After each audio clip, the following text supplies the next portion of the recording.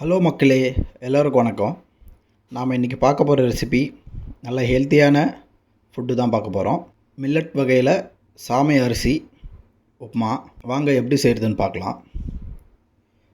நம்ம உடம்புக்கு நல்ல ஹெல்த்தியான ஃபுட்டு இது. அந்த காலத்தில் இந்த மாதிரி சிறுதானிய வகைகளை சாப்பிட்டு தான் நம்ம முன்னோர்கள் எல்லாம் நல்லா ஸ்ட்ரென்த்தாக இருந்தாங்க. நாமளும் இந்த மாதிரி செஞ்சு சாப்பிட்டு ஸ்ட்ரென்த்தாக இருக்கலாம். இன்க்ரீடியன்ட்ஸ் பார்க்கலாம். சாமை ஒரு கப்பு, ஒரு வெங்காயம் கட் பண்ணி வச்சுருக்கேன், கடலைப்பருப்பு ஒரு ஸ்பூனு, தேவையான அளவு கொத்தமல்லி, 2 பச்சை மிளகா கட் பண்ணி வச்சுருக்கேன், கருவேப்பிலை, தாளிக்க கடுகு, சீரகம், உளுத்தம்பருப்பு. இப்போ நம்ம அடுப்பு பற்ற வச்சு தாளிக்கலாம். கடாயை வச்சு எண்ணெய் ஊற்றிக்கலாம்.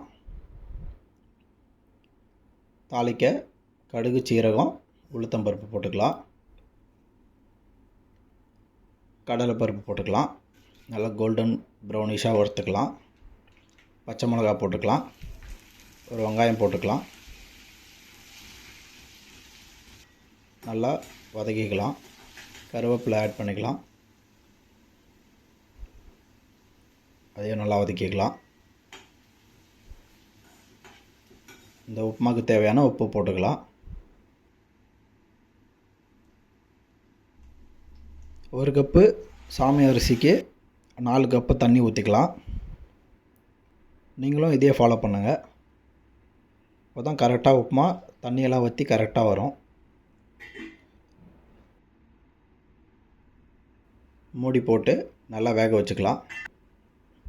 இப்போ நல்லா கொதிக்க ஆரம்பிச்சு நம்ம 1 ஹவருக்கு முன்னாடி ஊற வச்ச சாமை அரிசியை இதில் ஆட் பண்ணிக்கலாம்.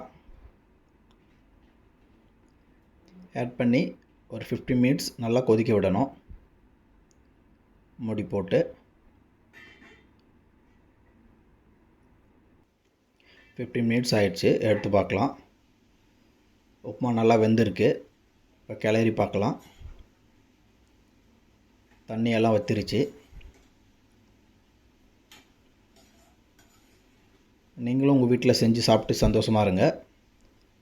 டேஸ்ட் எப்படி இருந்ததுன்னு கமெண்ட்டில் சொல்லுங்கள். சுவையான மில்லட் சாமை அரிசி உப்புமா தயார். என்னோடய வீடியோ உங்களுக்கு பிடிச்சிருந்தா சப்ஸ்கிரைப் பண்ணுங்கள், லைக் பண்ணுங்கள், ஷேர் பண்ணுங்கள் அண்ட் கமெண்ட் பண்ணுங்கள்.